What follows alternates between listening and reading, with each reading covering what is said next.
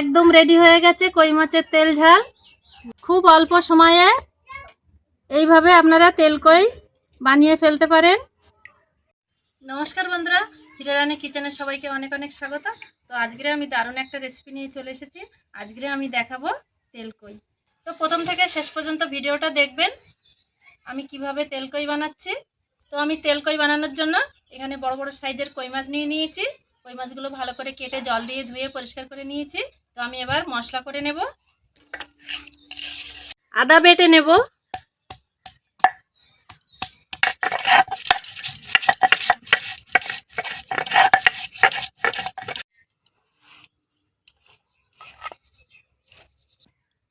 লঙ্কা বেটে নেব,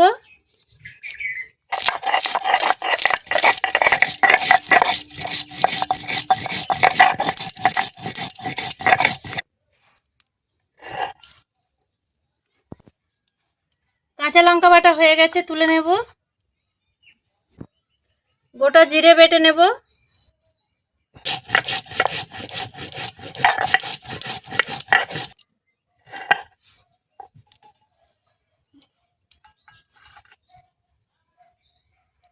সর্ষে বেটে নেব,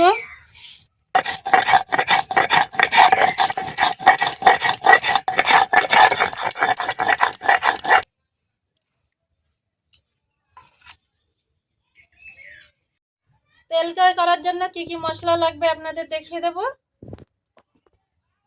লঙ্কার গুঁড়ো, হলুদ গুঁড়ো, লবণ, 5 ফোড়ন, কাঁচা লঙ্কা বাটা, আদা বাটা, জিরে বাটা, সর্ষে বাটা, আর নিয়েছি সরিষার তেল।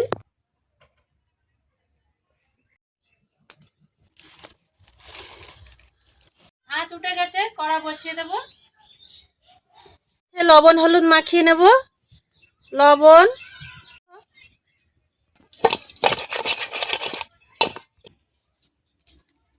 কই মাছ ভাজার জন্য দিয়ে দেবো কড়াইতে সরিষার তেল।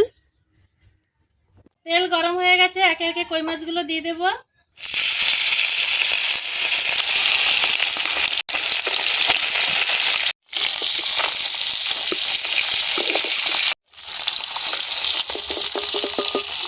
মাছগুলো ভাজা হয়ে গেছে, তুলে নেব।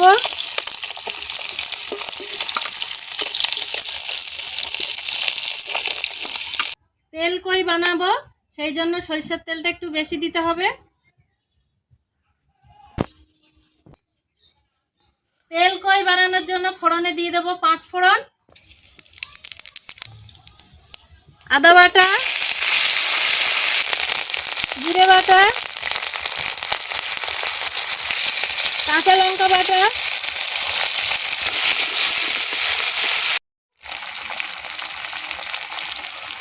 লঙ্কার গুঁড়ো, লবণ।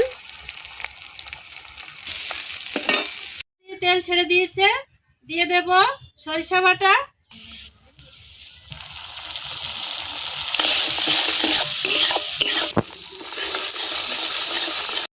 মশলা কষানো হয়ে গেছে, জল দিয়ে দেব।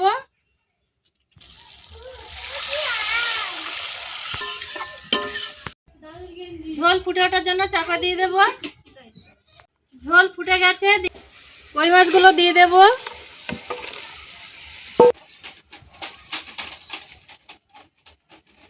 হালকা আঁচে আরো 10 মিনিট ঢেকে রেখে দেব।